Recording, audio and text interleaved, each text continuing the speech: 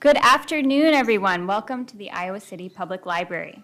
I'm Laura Moser from Prairie Lights Books, and today I am honored to present Pulitzer Prize winning author Jane Smiley, as well as Iowa Public Radio Talk of Iowa host Charity Nebbe, for a reading from and a conversation about Jane Smiley's new novel, Lucky.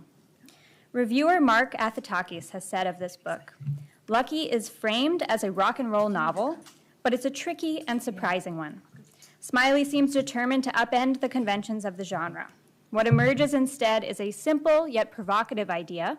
What if a woman protagonist were allowed to live independently on her own terms, not tied down by typically novelistic men or the bad blood that infects family life? Athatakis calls the book, quote, an admirable summing up of the author's own work. The story of a well-traveled, keen-eyed writer who's spent decades making sense of the world in words and taking pleasure in it for its own sake. A lucky way to make a living. Jane Smiley is one of Iowa's most beloved writers, thanks in part to the years she spent here. First, while earning not only an MFA from the Iowa Writers Workshop, but also an MA and PhD from the U of I, followed by 15 years as a professor at Iowa State University in Ames. From her first published book, Barn Blind, to the novel Moo, to the Pulitzer Prize winning 1,000 Acres, and her award-winning trilogy, The Last 100 Years, Iowa has held a strong presence in her writing. Her works span an impressive stylistic and geographic range. In addition to her many novels, Smiley has also published short story collections, books for young adults, and several works of nonfiction. She is a member of the American Academy of Arts and Letters and has received the Penn Center USA Lifetime Achievement Award for Literature. As Pico Iyer has said, is there anything Jane Smiley cannot do? Charity Nebbe has been the host of Talk of Iowa on Iowa Public Radio since 2010. In addition to her award-winning radio work, Charity is also the host of Iowa Ingredient on Iowa Public Television and is co-founder of Let Me Run Eastern Iowa Corridor, a character development and running program for boys. Please join me in welcoming Charity Nebbe and Jane Smiley.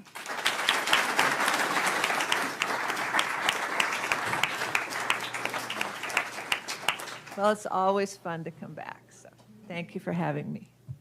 And Jane, you're going to start us off with a Yeah. reading today?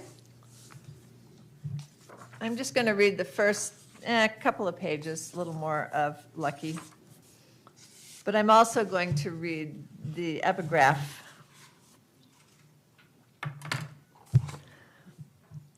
Facts are in books. If you want to know what people feel, it's in music. All the feelings and all the music of the world can be put down in 7 notes. Do, re, mi, fa, sol, la, ti. Gabriel Byrne, Walking with Ghosts, which is a great book. And the audio book will knock your socks off. It's so good. Okay.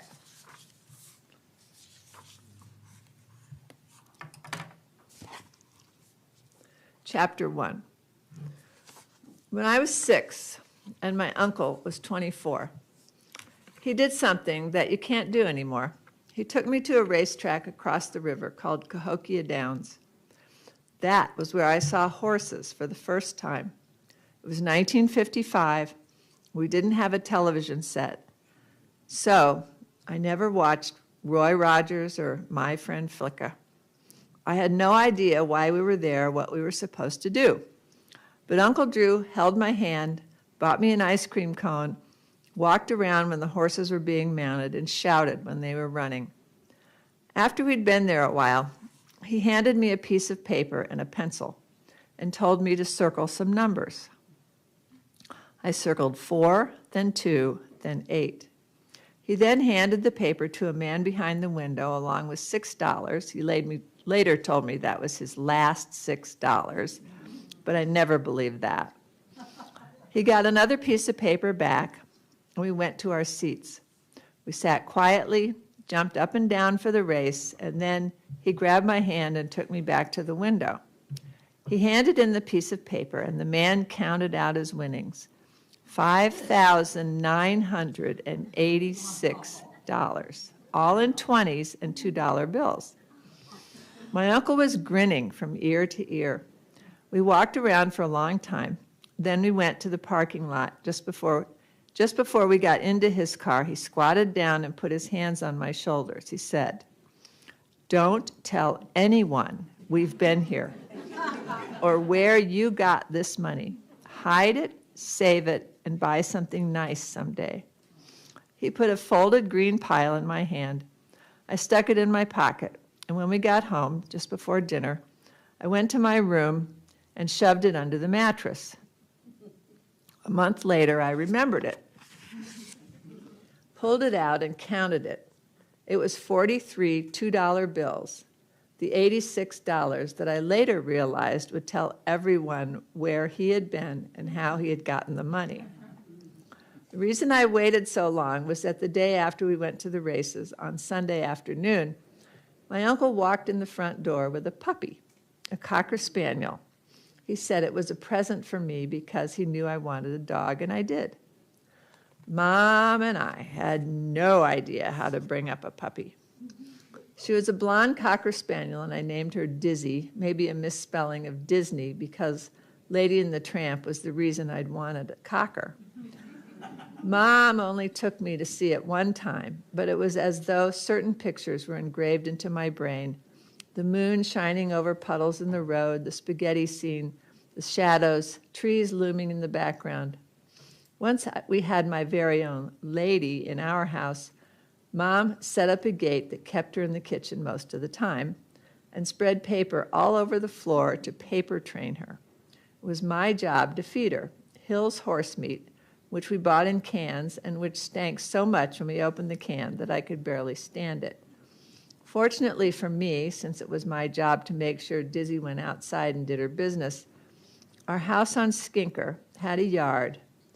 The 4 houses between ours and Clayton Road had almost no yards. Dizzy would race out the door, tear around the grass, often so happy that she would forget to do her business and then come back inside and do it in the kitchen.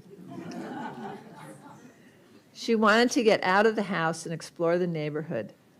The scariest thing she did was run across Skinker into the park. She never once came back when I was looking for her, though a couple of times I sat down on the hillside that abutted the park across from an apartment building called the Wiltshire, and she wandered past and decided to come over to me. I handed her the milk bone and snapped on the leash, but that didn't convince her to like me. Even when I was 6, I knew we were lucky because I heard my relatives talk about where they had lived before. My grandfather was from Akron and lived there much of his life. Grandmother was born and raised in Galesburg, Illinois. Uncle Hank, who was 2 years younger than Mom, moved to Houston after the war, but he was the only one, and everyone felt sorry for him. Aunt Louise, who married Uncle Drew about 6 months after he won the money, grew up in Joplin. Everyone in the family except Uncle Hank had come to live in St. Louis around the time I was born, and every one of them acted like they had been stranded and then rescued and brought to St. Louis to recover. For my grandfather and my Uncle Drew, the medicine of choice was the Cardinals, and the miracle-working healer was Stan Musial. For Aunt Louise, it was the houses, the neighborhoods, the lawns, the gardens, the parks, the trees. She loved to have me walk along as she pushed my cousin, Allison, who was born when I was 8, up and down the streets. I later found out that she knew about the money Uncle Drew had won, and that she was doing what she was doing when she was taking walks was thinking about where to live, what to buy, and what to buy. They eventually picked a house, one much more beautiful than the one my grandparents lived in. My mother, maybe like Uncle Hank, wanted to get out. Before we lived in St. Louis, we lived with my father in New York in an apartment on East 10th Street across from Tompkins Square Park. She told me about local markets, about pushing me around the park, about how I learned to walk one day and the next day ran across 10th Street where I saw a cat on the other side. One car was coming. It screeched to a halt, and the driver yelled at my mother, but I did approach the cat. The cat did lie down, roll over, and allow me to scratch its belly. The problem was that my father was married to someone else, and his family prevailed upon him to go back to his wife. He lived on the Upper East Side. My mother thought she was going to make it on Broadway. She got bit parts in musicals with a few lines and a chance to sashay across the stage. But there was something about her voice, perhaps her St. Louis accent, or our characteristic family squawking sound, that stood in her way. She once said, laughing, that she got a fairly large part in a successful musical, but when she stood downstage saying her lines, she saw people in the front rows putting their fingers in her ears, in their ears. That was her last big part. So.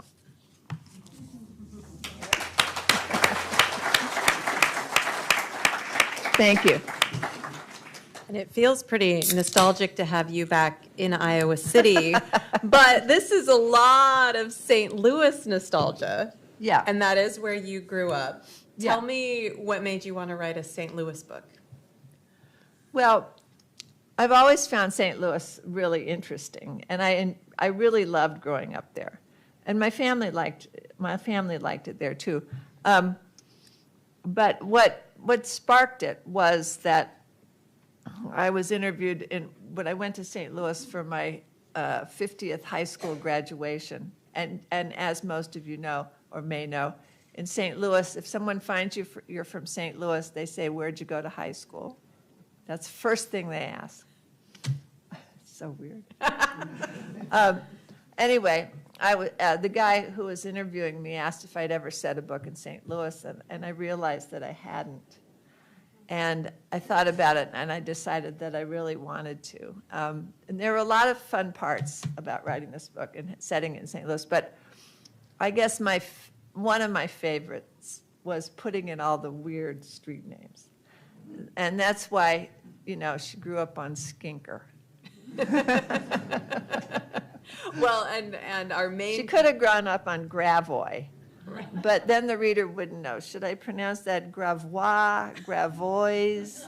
But in St. Louis, you have to pronounce it Gravois. Well, and Jody Rattler, the main character in this novel, who's already read it? Okay, so we'll assume ignorance of Jody. So that was a little bit about Jody's childhood. Yeah. But this takes us through Jody's almost her entire life. Almost, yeah. And she is sort of a natural musician. She falls deeply in love with music and becomes a folk musician when she's in college and kind of hits it big a little bit when she's in college. She has some success. Some luck. Some luck. But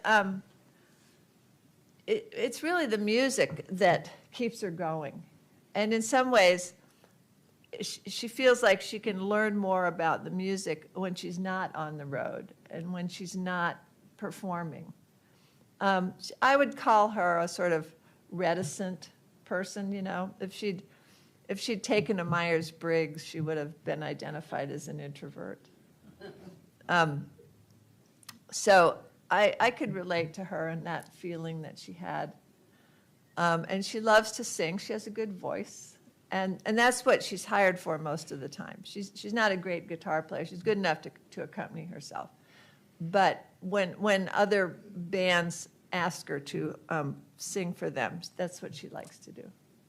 And so I'm getting ahead of myself here, but Jane has written herself into the book as well, and I recognized her instantly when You did? I It did. took some people a while. Well, it's because the first time I ever interviewed you in person, we were standing next to each other, and I said, "Wow, you make me feel short." And you looked at me and you said, "You are short."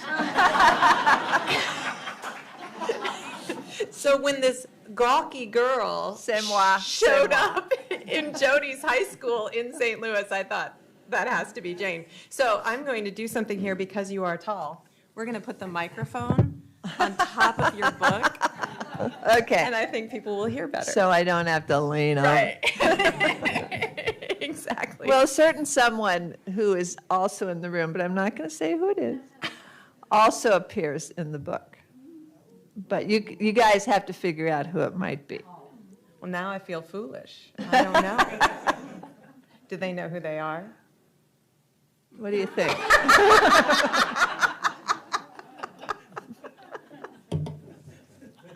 I don't guess know. they do now. I don't know. So, in so many ways, I thought this would be, and is probably for so much of the readership in this room, a real trip down memory lane for a lot of baby boomers. I mean, you take us through all of the pivotal moments. Did that feel like almost like a life review for you?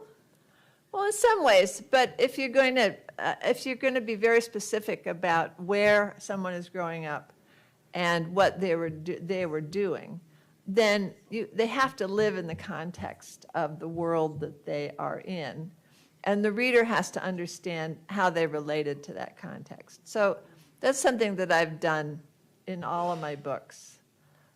It's harder in some and easier in others. In the last 100 Years trilogy, I'd lived in Iowa for such a long time, and I'd done so much research for 1,000 Acres, and so it wasn't hard to build the context. When I wrote The Greenlanders, which was before Greenland, of all places, became a tourist destination, if you can believe that, I had to actually go to Greenland, and which I did, and get the sense of what it felt like, what it was like to be there in the Middle Ages. And it was easy to do that because a lot of the remnants of the buildings were still there. The climate was similar. And maybe the best part for me was because you had to get there in those days, you had to fly through Denmark and then to Greenland. And when I went back through Denmark, I went to the Greenland Museum. And because of the permafrost, there were so many things that were really better preserved than other medieval remnants. And one of them was this dress that some woman, no doubt, had made in Greenland in the Middle Ages. And if I got down on my hands and knees and looked up under the dress, I could actually see where she had stitched the hem. Oh, wow. And it was like magic, because I could really imagine her making those stitches. And so, yeah, I feel like I got to go where it's set. I have to figure out what it feels like to be in that spot, and then I have to include that in the book. So, did you go back to St. Louis and drive Oh, the of funny course. streets? Of course. Not only Skinker and Gravois, but also, Laclede Station Road, Creve Coeur. I tried not to break my heart in Creve Coeur. I just thought they were fascinating. Music plays a very important part in Jody Rattler's life. Yeah. But in all of our lives, especially for so many of us, we fall in love with music that we listen to when we're young, and then, for the rest of our life, that specific music transports us back to who we were and where we were. And you mentioned so many artists, you mentioned so many songs. What are some of those songs for you that take you right back there? Well, obviously I was, what's the word? I was dosed with a lot of the Beatles, and I can't get rid of it. So, yeah, the Beatles, the Rolling Stones, Simon and Garfunkel, Joan Baez, the Jays who are mentioned in the book, Joan Baez, Joni Mitchell, Janis Joplin, who was the other one? Judy Collins. I loved all those. I was really lucky in some ways when I was growing up, because my mom, though she pretended not to know this, she let me read under the covers with a flashlight at night. And she also let me have a record player and let me play the music at night, too. So, yeah, all that stuff was engraved in my head. And I would say, and then my grandparents, they like to, after dinner, they like to get around the piano, and my grandmother would play the piano, and we would all sing along. So that was another aspect of growing up with music. And I gave that to Jody, too. Yeah, you share a lot of We do. autobiographical We do. details with Jody, although. But it was St. Louis. Right? You know?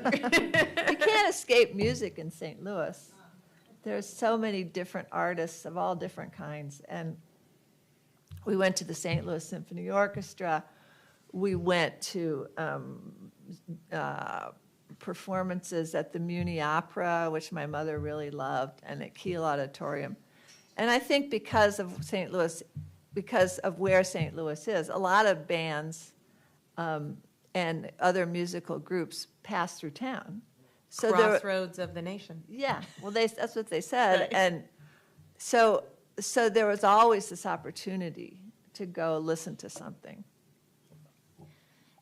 You and Jody grew up at a time of so much change. And you really give us a visceral feeling for some of the experiences that everybody who lived through that time went through, like the Cuban Missile Crisis, for example. Yeah, I remember, and this is mentioned in here too, but I remember when the Cuban Missile Crisis came along, and I was sitting across the table, I think it was at breakfast time, with my stepdad, and I said to him, so let me use my proper voice, if they send bombs to us, what are we going to do? My stepfather said, we're just going to stay here. It won't be worth moving. Oof. And, tell that to a 13-year-old or a 12-year-old or something like that. And it was both scary and somehow, what's the word I'm looking, comforting. Because I believed him. I believed that he knew what he was saying and what was the right thing to do. So there was that, and then there was the assassination of John Kennedy. There was a lot of stuff, but that doesn't mean there was more stuff then than there is now. It just means that when you're a child and in your teens, you sense that the stuff that's going on much more sort of in a much more frightening way. Yeah. Than you do now, because you get to be my age and you think, well, here we go again. Yeah, I did. I told an entire room of Gen Z not that long ago. I said, I know that things feel really scary now, but I grew up thinking I would die in a nuclear holocaust. Yeah. We all did, Yeah. So it is scary, but there have been scary times before. One of the things that I really enjoyed, so Jody goes off to college and has her first experiences away from home. That was one of my favorite parts. Let me say how she gets to college. Okay, so she does well in school, and it's a good school. So her uncle Drew, the kindest guy in the history of the world, he takes her off to New England and New York to see if she wants to go to music school there. And she doesn't like any of the places. They're too tight. She just doesn't feel comfortable in them. And on their way home, they're on, I think it's Highway 80, and they take a wrong turn, and they end up where Penn State is. And she can't believe how beautiful it is. And so she says, this is where I want to go. So she goes to Penn State, and she really enjoys it there. One of my favorite parts of that was, so Jody was not a worldly young woman when she went to college. No. And so she was curious about sex, but knew nothing about sex. You want to tell us how she got her sexual education? No. Okay. I think you need to read that for yourself. It's very entertaining. But that also struck a chord with me because I'm a person that people tell things to. And so many people over the years have told me about the unusual ways that they actually learned what sex is. So many figured things out mechanically from romance novels Yeah, and things like that. exactly. So, I mean, this was a time where a lot of people were just trying to figure things out on their own. Yeah, because our parents wouldn't tell anything, tell us anything. I don't think, I often wondered if my mother even knew how babies were made, you know? And my aunt once said to me the same thing. I don't think your mom knew how babies were made. But Are you an she only ended child? No, she ended up with 3 lovely babies, so. Something happened. Although I also appreciate that They were, my father was her first husband, and my sister and brother's father was her second husband, so they were legit.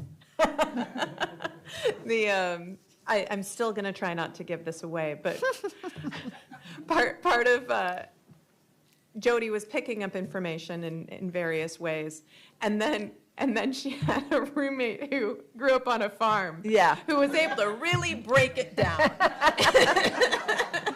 Yeah, that was fun to pick Penn State, because Penn State has a lot of interesting programs. And I thought, yeah, I need to have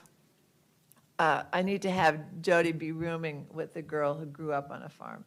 And she's an interesting character because her sole purpose in life is to continue running the farm, to take it over from her dad. And she doesn't want to have children, and she doesn't want to have a family. She just wants to run the farm.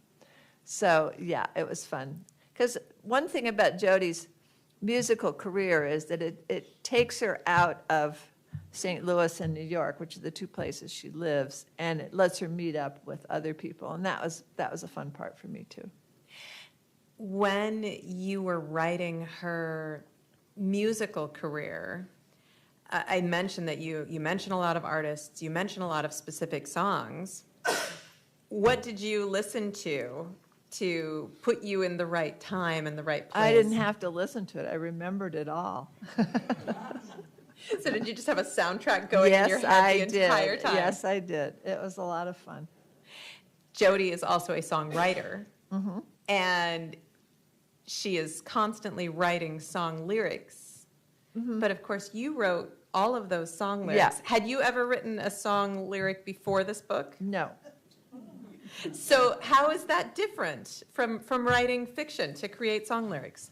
Well, the lines have to rhyme, or at least sort of rhyme. They have to have rhythm. They have to make a point, but they don't. There are some songs, some great songs that tell a story, especially folk songs. Yeah. But basically, they have to give a feeling, both in the music and in the lyrics, for the listener to pay attention to. And I do love listening to music, and I do love listening to the various styles that the singers sing of them. Some sound hysterical, some sound calm, some sound upbeat. And I really liked that part about listening to music. You get so much. I mean, I think Gabriel Byrne is exactly right in this epigraph, because music pulls feelings out of both the singer and the composer and the listener. And that's one of the things I love about it. When you wrote those song lyrics, did you carry around a notebook and jot down lines like Jody does? Nope, I just started. I'm going to open the book and just see if I can find one of the lyrics. I'm not sure I can, but you can keep talking. I came prepared with so many things to say, just me. There are a lot of song lyrics in there, though. But when we talked for our radio interview, you mentioned that you used your smart speaker on occasion and just said play songs from 1968. Okay, I found one. Oh, she found them already. Okay, so Good. this is a long one, but this is a rewrite of Chelsea Hotel No. 2 by Leonard Cohen. And she sings it once, and it's not very well received because everybody realizes it's a rewrite. But she writes it for herself, not so much for a performance. So it's pretty long, but I'll say it anyway, and I will not sing it because everybody would be out of the room if I did. I remember you well in that sweet little pub. You were laughing, so charming, such grace, and then shaking our sheets on the unmade bed while you teased me about my long face. That was Winchester, deep in the mist. We were searching for love and for beauty, and that was the goal that we had as we kissed. Probably still is for those men I have left, and she's left a lot of them. But I ran away, didn't I, dear? I just turned my back on the dream. I got away. I dared not hear you say, I need you. Please don't leave me. I need you. Please don't leave me. Stretching your arms, avoiding this harm. I remember you well in our little flat. You were darling. Your heart was unique. I told you I didn't know what to think, that for you I might make an exception. But I packed up my bag and I went out the door, the worst thing that I've ever done. Did you fix yourself up? Did you say, never mind? I am damaged, but I still have the music. And you got away, didn't you, babe? Have you now turned your back on our love? You got away. Don't think of us saying, I need you, I don't need you, I need you, I don't need you. Both of us telling the truth. I don't mean to forget that I loved you the best or to replace you with somebody else. I remember you well in the Green Man pub, but I don't dare to think of you that often. So that's one of them. Some of them are more original than that. So you mentioned that Jody has left a lot of lovers. Yes. She chooses not to get married. She chooses not to have kids. She chooses she makes a lot of decisions that lead her in this direction, that lead her to a very solitary life. Yeah. And she comes to understand that too, and to understand the downside of it. When she's young, it's the upside of being on her own and being independent that she likes the best. But as she gets older, as happens to all of us, she realizes maybe she could have done something different, and so she does try to change a little bit. I found it to be particularly poignant when she realizes not just that she didn't get married and that she didn't have kids, but that she really hasn't invested in friendships. Right. And I think that that's something so many people suddenly discover, because we're so busy, especially if we have kids, we're so busy for Right. all of those years, and then suddenly there's a moment where you're like, oh, I don't have friends. Well, one of the things that happens is that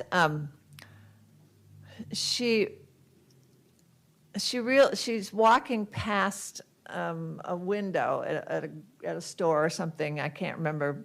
Anyway, it's a long window, and she happens to glance at herself in the window, and she sees that she looks very stiff and resistant. She looks like she does not want to be spoken to. And she wonders if that's how she's always been. She doesn't really know. Now, there are various things in her past that may have made her, maybe some fears or something like that, that may have made her suspicious and have given her that look. But once she realizes that, then she watches other people and watches how they talk to one another and what they say and how they react. And she decides, as we often do in middle age, that she needs to retrain herself. And that was a favorite part of mine, because there was a point, as there is in every book that I write, and probably everybody else, there is a point where you say, uh-oh, what's next? And you sort of don't know, you know?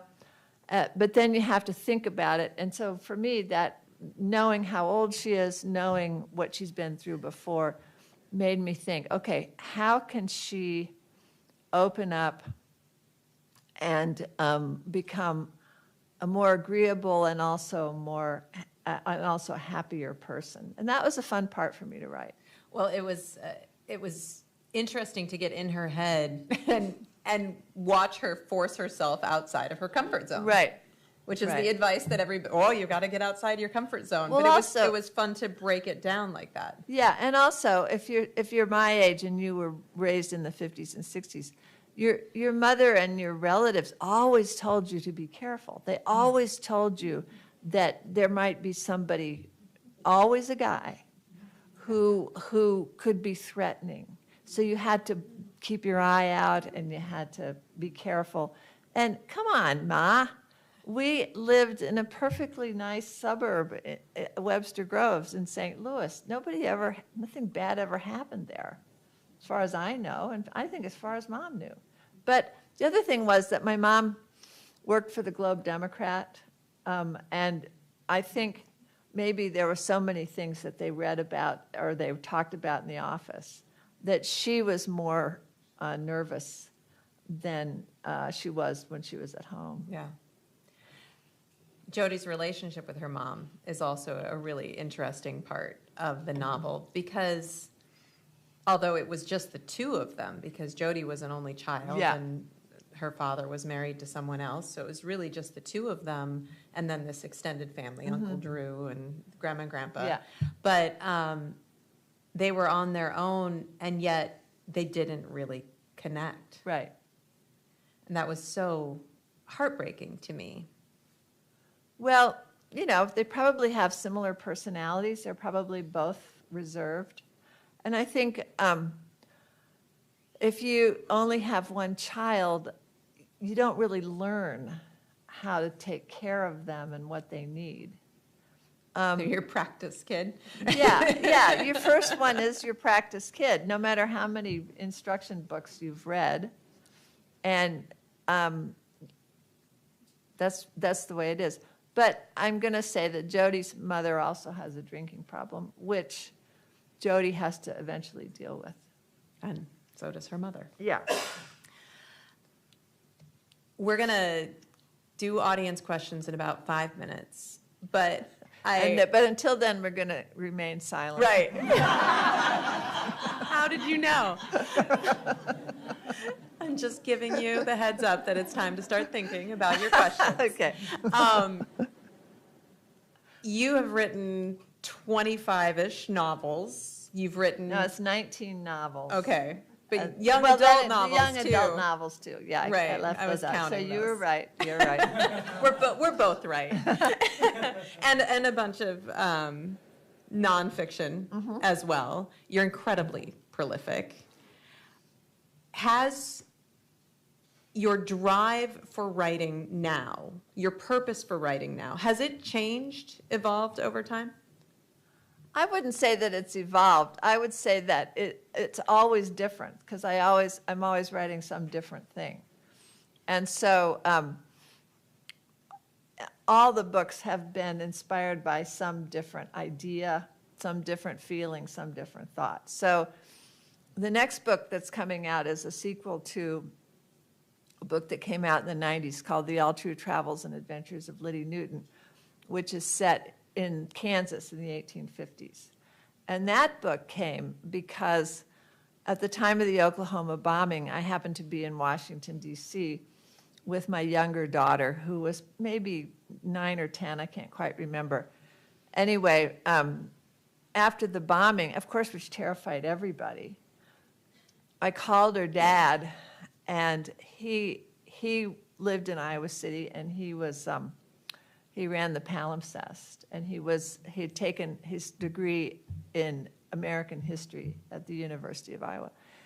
And his name was Bill Seilig, and he was a total sweetheart. And I said, so if I wanted to write about a book about violence in America, what would it be about? And the first word out of his mouth was Kansas. And I always say this, but I'm going to say it again, but it's not really true. If you're in St. Louis, you never pay one moment of attention to Kansas. because it's your job to look to the east. But anyway, so I started researching, and then I went to Lawrence, and then I did that book. And so that's what prompted that book. What prompted the Greenlanders was that I read so many Icelandic sagas in graduate school right here. And I was fascinated. I loved the Icelandic sagas, but I also wondered for years, and there is a saga called the Saga of the Greenlanders, and it's not about the Greenlanders living in Greenland. It's about the Greenlanders going there. And it isn't very long. And there are so many interesting stories. One of my favorite story about when the Vikings, a couple of Viking ships, went to Greenland. They were blown off course, and the ships landed and basically broke down on the east side, which is the bad side of Greenland. And several people died, and there was one woman who gave birth to her child, but then died. And her husband, the child lived, and her husband, in that truly Viking way, said, "Oh, I can deal with this." And he took his knife and he slit the nipples on his chest and put the child to nurse there. And first blood came out and then milk came out. And I thought, could this possibly be true? And I asked somebody, and they said, yeah. Wow. So, of course, that's totally interesting. It's not in the Greenlanders, but I thought Greenland was really interesting, so I had to write a book about that. I was very pissed at Uncle Bill for not letting Goneril and Reagan have their say, so I had to rewrite King Lear. And I wanted him to rise from the grave and do an event with me where we talked about our various versions of King Lear. But hopefully that's still coming. we probably, at this point, I'm guessing we'll both have to rise from the grave. But one of the things I loved about Lucky was that its pub date was Uncle Bill's 460th birthday. But every one of my books has been prompted by something, and it's all been a different thing. And usually, whatever prompts it gets me kind of jacked up, and I want to go find out more about it. So I would say that my whole career is just an example of curiosity. Do you have those sparks of excitement that you don't follow up on, or do you follow up on all of them? Well, there have been a few that I thought, okay, that's too hard to figure out. But mostly I just do it. And I have to say that it's now with the internet, it's so much easier to find stuff out. And one of my favorite things to do is to go open Google Maps and follow the Google boy as he goes down various roads and, look at the houses and look at the trees, whatever it is. But I love to do that. The part of the process, of course, is doing stuff like this once you release a book. Mm-hmm. The pandemic kind of put a stop to that. You got to do all of that by Zoom, mm-hmm. staying home. Does it feel good to be back out? Oh, yeah. Yeah. I mean, especially if I go back to a place like Iowa City where I spent a lot of time. And so I recognize some areas, they look very familiar, but there's a whole bunch of new stuff, and I get lost, but I get lost all the time. I don't mind getting lost. I have to say, for years and years, in spite of the names on the streets in Iowa City, I imagined that college went north to south, not east to west. It took me years to look at a map of Iowa City and realize how exactly it was arranged. That could lead to a lot of problems. Yeah. You don't talk like someone who's ever given retirement a thought. Do you think about retiring? From writing? Yeah.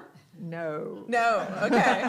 But why? I mean, Because it's an totally all-consuming thing. amusing. Yeah. I love it. I've loved it. I love reading, and I love writing, and I love walking, and I love cooking, and I love horseback riding, and those are my top 5. And I don't want to have to give up any of them. So we'll see. All right. Well, how about some questions? Beth has a microphone, and so raise your hand if you have a question, and Beth's going to bring you the mic. Because we are being streamed live, people at home can't hear your question if you don't talk into that. Is this working? Yep. Yeah.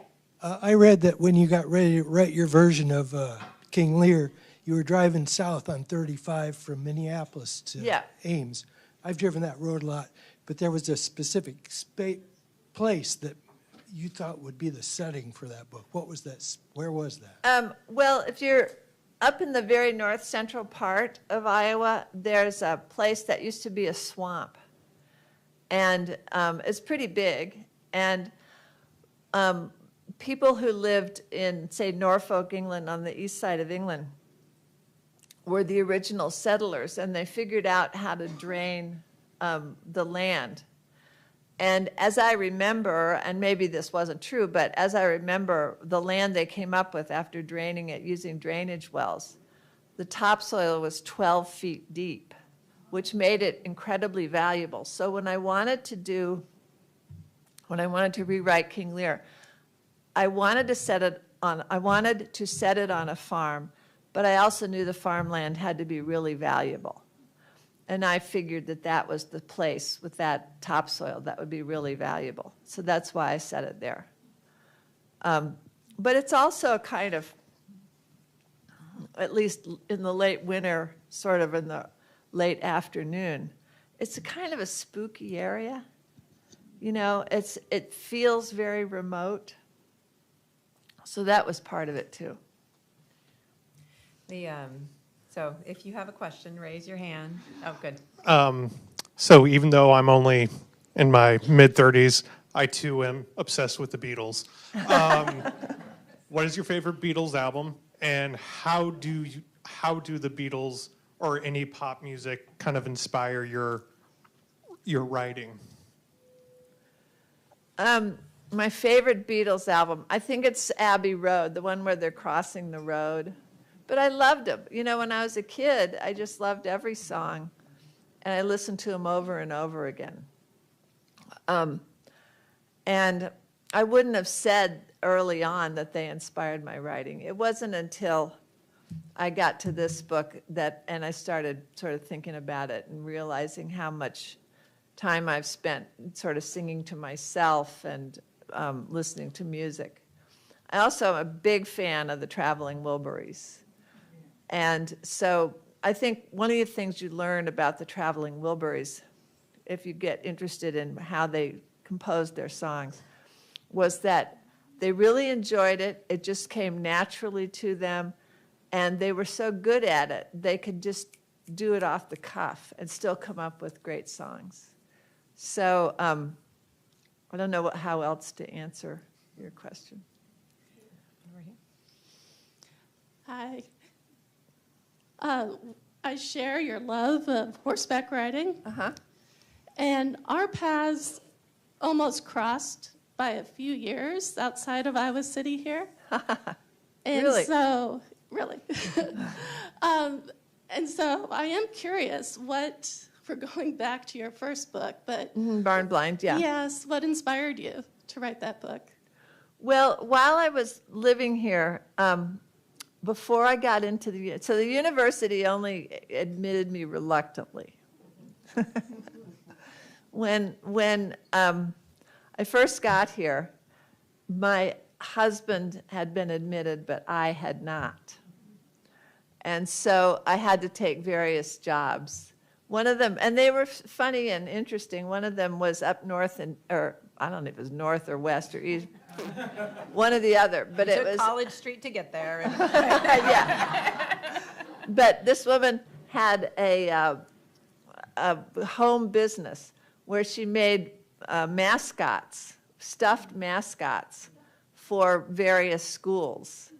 And my job was to sew, once they put the stuffing in, my job was to sew the seam so that it, sew the last seam. And that was interesting. But one job I had, and I still loved horses at the time, and one job I had was at a local horse farm that was run by totally interesting people. And my job was to take care of the horses and clean the stalls and do that sort of thing. And in order to pay me for that, I don't even remember if she paid me anything, but she might have. But I got to have a couple of riding lessons every week. It didn't last very long, but it was the place was interesting enough so that I just had to write about it. But I haven't read that book since God was young, and so I have no idea. I have no idea if it's any good or not. But here's the thing. The great thing about the Iowa Writers' Workshop for me was that I sort of tiptoed my way in. I was not one of the stars or anything like that. But I made my best friend here. She was a teaching writing fellow. Her name was Barbara Grossman, and she was about a semester ahead of me. And when she finished, and that would have been in December of '75, she didn't want to be a writer. She wanted to go into publishing. So she went to New York, and she got a job at Harper & Row as an assistant to an editor. And he was pretty high up on the ladder. I'm not sure exactly what his job was. But anyway, in 1981, when I finished Barn Blind, at the same time, her boss was going to Freudian therapy 5 days a week. So he'd come into the office. Perfect response, thank you. He'd come into the office, then he'd go have the therapy, and then he'd recover from the therapy later in the day. So he hardly ever was in the office. And he said to her, you can buy whatever you want as long as it doesn't cost very much. So I sent her Barn Blind, and she liked it, and she bought it. And since we lived in Ames, and Bill was making $5,000 a year working for the palimpsest, and I was making $5,000 a year teaching at Iowa State, $5,000 seemed like a lot of money to us. And so she bought it, and then she bought at Paradise Gate. And so that was how I tiptoed into the publishing into the publishing business, which I think is a really good thing. Because lots of times if you publish your book and it's a big success, you have no idea what you're going to do next. But if you publish your book and it does fine, does okay, no big deal, then you can just keep your eyes open. What's going on here? What's going on here? How do I do this? How do I do that? And that was good. The other great thing about my start in the publishing business was that was the same time. Barbara was one of several female publishers' assistants that got into the business. And so the dominant novels had been all by men for at least a generation. So, but these women were interested in their peers, and they were interested in women's fiction. So we got us to get into the whole thing, and it was good for us too. Go ahead. I think you answered some of my questions in your explanation here, but I just wondered what years you were at the Writers' Workshop, and if you had any special indoor or outdoor haunts during your time in Iowa City. Well, I was in the workshop. I graduated from the workshop in the spring of '76. And then I went to Iceland on a Fulbright and came back in '77. I spent a lot of time at the Mill Restaurant. And that was basically the go-to place for having a good time. I enjoyed the musicians there. Where else did we go? I don't remember that. I just remember going to the mill, and I mean, the first year I was here, we lived in Wellman, because that was the place we could find that was affordable. It was a beautiful farmhouse, but it was about to be torn down because the neighbors across the street had bought the property, and they wanted to tear down the house because they already had a decent house. And one of the things, and it was a nice property. It was good for I think it was $125 a month, and it was decent. And we had a car, so we could go back and forth. One of the odd things about it was that there was a beehive in the attic. And I don't think we knew that when we moved in, but then spring came, and we heard buzzing. And a certain someone who shall remain unnamed actually went upstairs and took the beehive out of the attic and out into the backyard and put it at the far end. And he didn't get stung even once, as far as I remember. So, yeah. But that's an interesting area, that area around Wellman, because you could walk down our street, the one between our house and the house across. And then there was an open space, very beautiful sort of little ravine at the bottom that was great to walk in. And I don't know, I just did all kinds of things, and I enjoyed them all. The thing I did most I took English classes, and my favorite teacher was Dr. McGalliard. He was the medieval literature teacher. But I liked all my teachers, and I liked walking around the campus, and yeah, I didn't complain about anything. This isn't a question, it's just a comment. And I just wanted to thank you so much for writing Perestroika in Paris. Did I pay you to mention that? And also the horse Just a Bob in Horse Heaven, because you really caught how a horse might think. It was Thank you. Gorgeous. Thank you. Thank you. Well, Perestroika in Paris is one of my favorite of all the books I've written.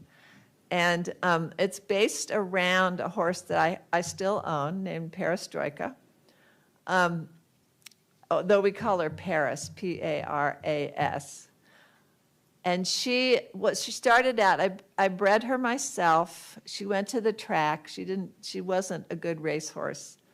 But she has a very interesting personality. And I enjoyed riding her a lot. But one of the things I noticed about her was that she was curious, and that's why I put her in the book. One time at the barn where I keep her, I don't know how this happened, and it's probably my fault, but she managed to get herself out of her stall. Did she run away? Did she do anything bad? No. She just wandered up the aisle and looked at this and looked at that and looked at this. And that was probably my inspiration for Perestroika in Paris. I was in Paris. I was having French onion soup at a cafe in the Place de Trocadero, which is on the west side of the Seine, across from the Eiffel Tower.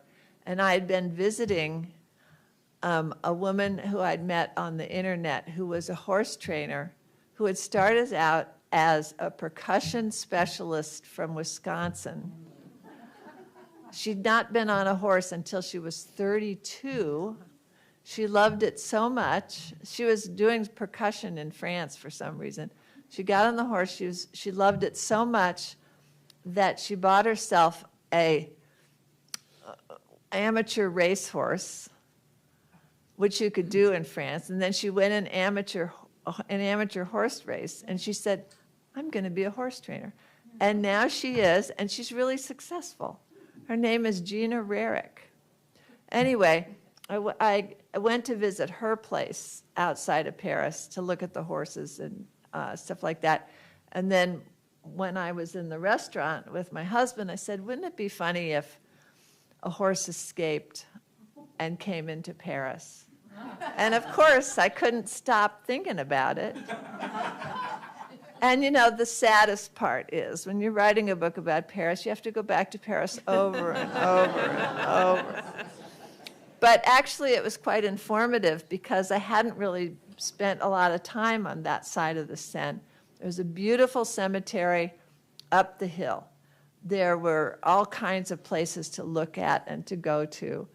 And, you know, I walked around the Eiffel Tower. I saw the ponds, which gave me the idea for the two mallards who are the reincarnations of Sid Vicious and Nancy Spungen, and because they had to learn a few things.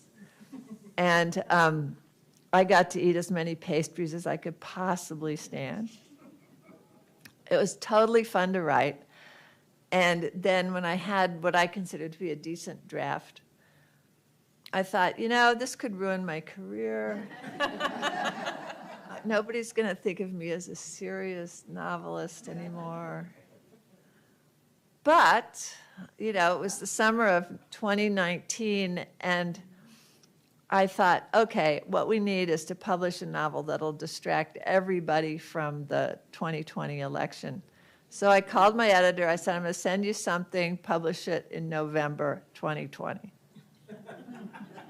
So I think they published it in early December. But anyway, yeah, that's one of my favorites. And I love the illustrations. I had nothing to do with that, but they were really good. The funny part was that after the hardcover came out, I finally looked at the front cover closely, and I realized that the horse on the front cover was a male, not a female. So that's why the cover on the paperback is different from the hardback.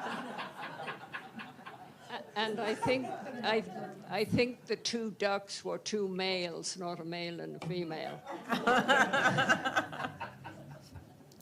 So I think we're one more question. But you need the microphone. So Beth, raise your hand high so Beth can see where you are. I also I will say that I used great restraint, both on the radio and in this conversation, to not ask you about the end of this novel. Nope, you got to get there yourself. Yeah. So next time you come around, we're going to hit that. I'm going to say only one thing about that, and that is that it is a reflection on writing fiction. So that's the only thing I'm going to say about it. All right, final question. So I'm just curious, did you start riding horses in St. Louis? And where did you go? Because I'm from St. Louis and I rode too. Okay, well, see, it always happens. Yeah. So I don't know how old you are, but when I was 5 and my grandparents lived in Webster and my mom lived in Brentwood, right on the corner across from some giant church was the pony rides. Every time we went over to my aunt's. Yeah. And it was a great place to start riding because they'd put you on the pony, they'd strap you in, and then they'd send you around the maze. I think it was like 3 times. You think it was 3 times. And you couldn't fall out because you were strapped in. And trotting is the hardest gait, so you got used to that. And so, bouncing up and down. And so then when my mom married my stepfather, and I went to a school called Community School, and they had a pony there, I wanted to take riding lessons. And I started first in Saddle Seat, and that was not far from our house. And then this terrific girl that I went to school with named Dinah Sticks, she said, don't do that. You need to join the pony club. And so that lasted about 4 years, maybe a little more, of riding in St. Louis. First, we kept a horse at Strathalbyn. We kept a horse at Otis Brown Stables. We kind of went back and forth. And it was really fun, and I liked it. this stables, Otis Brown Stables, was in a fancy suburb at the corner of a very beautiful neighborhood. So if we wanted to go for a trail ride, the trail ran all the way around that road, and you could look at all these really fancy houses from the back of your horse. And it was right across from a convent. So lots of time, right across, yeah, the convent was abutted the stables. And so often there were girls who were just starting out in the convent who would run up the hill in their clothes, and they'd want to pet the horses and they'd want to be with the horses. It was so St. Louis, so completely St. Louis. And then I stopped riding, but then when I was in my 40s in Ames, I found a place where I could start again, and I started again. Actually, the place I found it was up in, of all places, northern Wisconsin. That's not a convenient. No, you wouldn't think it was a horsey spot, but I had my 9-month-old son on my hip. I saw this sign that said riding stable. I thought, what the hell? And I went there, and I got out, and he was with me, and I said, can I take some lessons? And they said, sure. And I walked toward the gate, and it had an electric fence, and it touched my horse's toe, not my son's toe, and he cried out, and I should have paid attention, but I didn't. So I started riding there in northern Wisconsin. I bought a horse, Mr. T, who shows up in a lot of books, and was a total sweetheart. And I brought him back to Ames, put him in a barn on the west side of town. And I know it's getting late, but I can't shut up. Once I start talking about Mr. T, I can't shut up. So the barn was outside of town, on the west side of town. And one day in late winter, I decided I was going to go just right around the, what do they call them, where no, not the paddock, the whole big piece of property. Section? The section. I was going to ride around the section. A section is a mile each side. Yep. So I headed out. It was so cold. He behaved himself perfectly, but it was so cold that when I came home and got into the bathtub, my arms tingled, but my bones were all still freezing. It was the weirdest feeling I ever had. But I loved Mr. T. And then Mr. T said, I got to move to California. I've always thought that winning the Pulitzer Prize gave you the freedom to have as many horses as you wanted. Is that, it was the beginning. Is that a good thing or a bad thing? I think you've made the most of it. But we are out of time. But thank you so much. Thank you.